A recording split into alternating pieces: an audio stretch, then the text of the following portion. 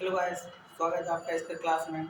तो पिछली बार हम लोगों ने पढ़ा था प्रकाश का अपवर्तन, और मैंने कहा था कि इसके क्या होता है प्रकाश का अपवर्तन। पहले पिछली क्लास जो मैंने पढ़ा था उसको मैं एक बार रिवाइज करवा देना चाहता हूँ। प्रकाश का अपवर्तन क्या होता है कि जब प्रकाश की किरणें, ये हमारा आपतित किरण होता था, ये हमारा अपवर्तित किरण होता था। तो यहाँ पर मैंने बताया था आपको डिफिनेशन कि जब प्रकाश की किरणें एक माध्यम से दूसरे माध्यम में प्रवेश करती है तो ये अपने पूर्व पक्ष से विचलित हो जाती है, और इस घटना को हम क्या कहते हैं, प्रकाश का अपवर्तन कहते हैं। जिसमें मैंने आपको बताया था कि इसमें कुछ कंपोनेंट्स ऐसे हैं जो आपको याद रखना होगा, जैसे अपवर्तक सतह, आपतन बिंदु, अभिलंब, आपतित किरण, अपवर्तित किरण, आपतन कोण, अपवर्तन कोण। अब इसी के आधार पर हम लोग पढ़ेंगे अपवर्तन के नियम। तो अपवर्तन के जो होते हैं वो दो नियम होते हैं बच्चों, ठीक है। जो पहला नियम होता है वो हमसे कहता है कि आपतित किरण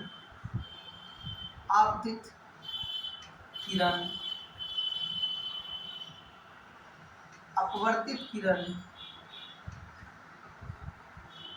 और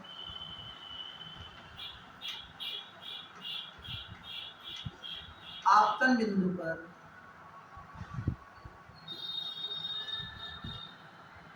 डाला गया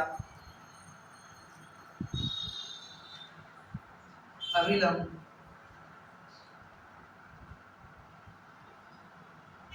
तीनों एक ही तल पर होते हैं। बच्चों, जो पहला नियम होता है यहाँ पर आप साफ साफ देख सकते हो, आपतित किरण, अपवर्तित किरण और आपतन बिंदु पर डाला गया अभिलंब तीनों एक ही तल पर होता है।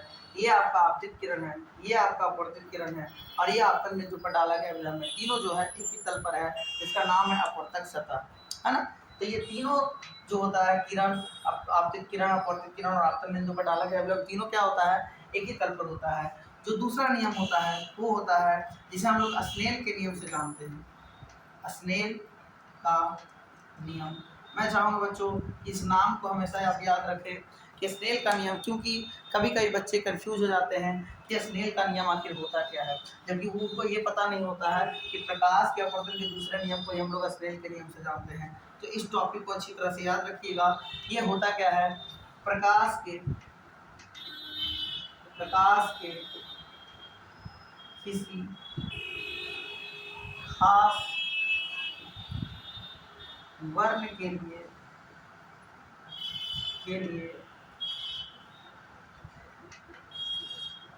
आपतन कोण की ज्या और अपवर्तन कोण की ज्या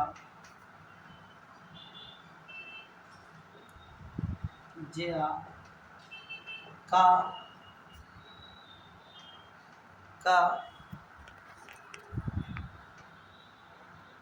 नियतांक एक होता है। नियतांक